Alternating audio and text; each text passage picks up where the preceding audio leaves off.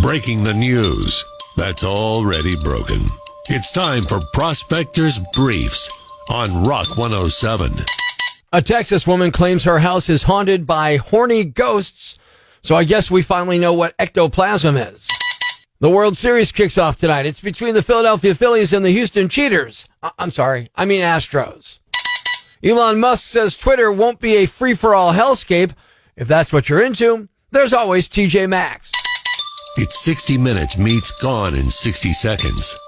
Tune in Monday for Prospector's Briefs on Rock 107.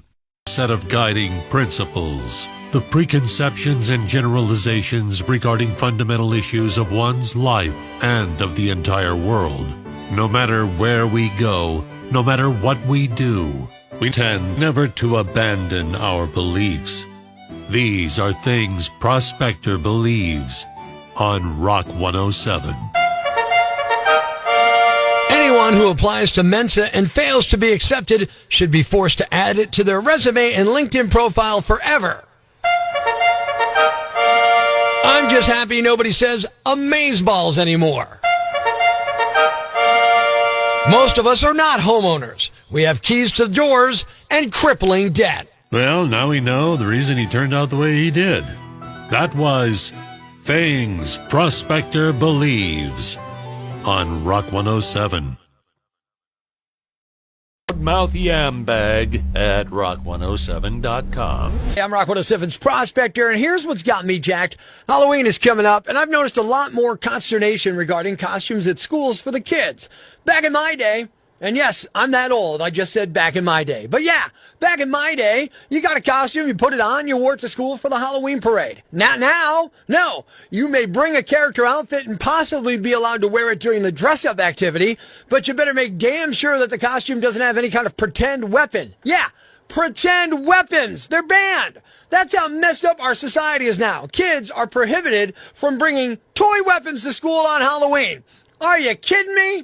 If that's not enough, one school in upstate New York prevents any child from dressing as a character of the opposite sex. So good luck finding a Halloween costume that your kid can wear to school. My nephew can't go to school as a cop because, well, the fake gun and the toy billy cub are fake weapons, and he can't bring them. Soldier? Hey, they got guns too. All right, how about a fireman? Well, the axe is a weapon. Really? Okay, so maybe some Star Wars characters. Oh, wait, better leave that lightsaber at home. You can't even go as a Ghostbuster because the proton pack is considered a weapon. It's a toy replica of a fake, made-up tool to fight imaginary beings. How is that a weapon? But this ultra-scared PC bunk doesn't stop there. Here's a brief list of costumes that many schools across this fading republic have recently banned. Batman, Superman, Wolverine, any of the Fantastic Four. Power Rangers, Cowboys, Indians, even sombreros were banned at a school recently. Hey, there goes my Mexican Teenage Mutant Ninja Turtle costume. I think it's screwed up. It's Halloween. Let's pretend. It's make-believe. Let's learn to discern between make-believe and real here. I'm Prospector. I'm for the people. Who's with me? I gotta go crazy, man. Ever see the crazy guy screaming at the wall outside the Times building? Where does this rage come from, my son? Tweet us with hashtag #IFoundProspector and we'll come and get him. Prospector, mornings on Rock 107. There's plenty of bad news, but it's not all bad. It's time for the brighter side of Prospector on Rock 107. A former high school football star from Alabama lost his 2 championship rings when they slipped off his finger at a Mardi Gras celebration 6 years ago. But a random guy with a metal detector just found them and tracked them down. Thanks. We needed that. The brighter side of Prospector on... Hey. Mr. Manly here with lesson number 666 in How to Be Manly. With Halloween upon us, I knew I must stock up on candy for the trick-or-treaters. So I went to the store. As I was checking out, there were 3 ghoulish women ahead of me. But I noticed the checker was quite bewitching. So I thought I'd cast a spell and beguile this vixen by asking her what she enjoys about Halloween. She told me she likes white pumpkins, jack-o'-lanterns, and a hayride. I said I enjoy those things as well, especially a good hayride. Care to join me for an evening? And she said yes, but should we wear costumes? Well, I knew I must respond to this in a manly manner. If you ever find yourself in a similar situation, please follow along in your manly manual, page number 666, Halloween edition, and repeat after me. Number 1, costumes. Sure, we'll dress as Adam and Eve. This time you can taste the forbidden fruit. Number 2, I'm admiring your white pumpkins. They're lighting up my jack-o'-lantern. Number 3, shoo-wee mama. Looks like a good day for a ride in the hay. Shortly after, as she gouges out your eyes, nose, and mouth to show what a true jack-o'-lantern looks like, you'll realize just what kind of man you really are. Until next time, this is Mr. Manly saying be manly and happy Halloween. What's a yambag? A fool, an idiot, a blockhead, a dunce, or an ignoramus. You know, a dullard, simpleton, or a clot, nitwit, dipstick, pea-brain, mouth breather, or cretin. It's now time to announce the winner of Prospector's Yambag of the Week, as decided by you at rock107.com. Here are the nominees. Nominee number 1. Cops in Massachusetts dealt with a totally different type of sting operation last week. They were evicting a guy from a $1.5 million home in Longmeadow, Massachusetts last Wednesday, which is right near the Connecticut border. In the middle of it, a woman showed up and unleashed thousands of bees on them. Her name is Rory Woods, and she's 55. The guy who lives there has been refusing to leave for 2 years, and she was there protesting the eviction. She pulled up in an SUV towing several beehive boxes. Then she tipped one of the boxes over and smashed the lid to make the bees aggressive. She also put on a beekeeper's outfit and carried a stack of boxes to the front door to stop the cops from going inside. Several officers and bystanders got stung after bees swarmed the place. A few cops were allergic, and one had to go to the hospital.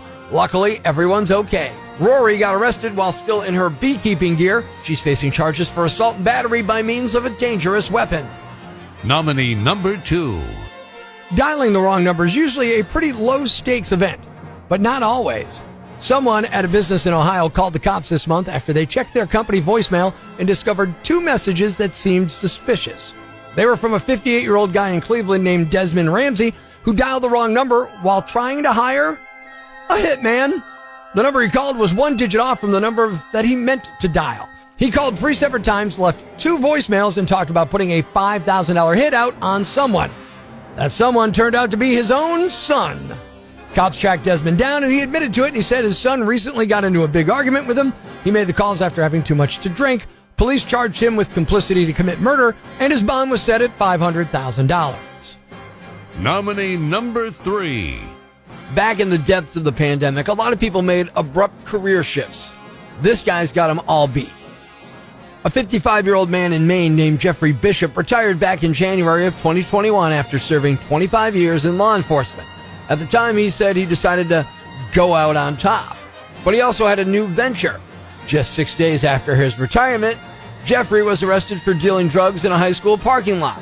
He was caught giving a student hydrocodone and fentanyl. And 110 hydrocodone pills were discovered in his police duty bag at his house. He was charged with 4 counts of aggravated furnishing of scheduled drugs and 1 count of unlawful trafficking, and now he was just sentenced to 4 years in prison. Nominee number 4. A 38-year-old man in Minnesota shot himself in the leg last weekend at the Twin Cities Harvest Festival corn maze. The man was at the maze with his family, and he just walked out of the corn pit, which is a children's play area. Apparently, he had kernels of corn stuck in his boots. When he bent over to try to dislodge them, that's when the gun fired once, with the bullet striking his own leg. And it sounds like he's going to be okay. There aren't any updates on his condition. Obviously, there's some outrage from some parents since the place was packed with families at the time. The man's identity has not been released, but he's a licensed gun owner and was legally carrying a concealed firearm. The corn maze doesn't ban guns on their property either, but his recklessness may have broken the law, so police are considering filing charges. And the winner is the guy who left voicemails for a hitman to murder his son, but left him at the wrong number. They called the cops and he got arrested. You are the Yambag of the Week. Stay tuned for more nominees for Prospector's Yambag of the Day, weekday mornings, right here on Rock 107. Thanks for listening to Prospector's Prime Cuts podcast. Be sure to catch us live weekdays from 5:30 to 10 a.m. on Rock 107 or online at rock107.com or the Rock 107 app.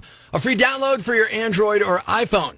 Subscribe to the podcast on Apple Podcasts, Google Podcasts, Spotify, Stitcher Radio, or wherever you get your podcasts so you never miss Prospector's Prime Cuts.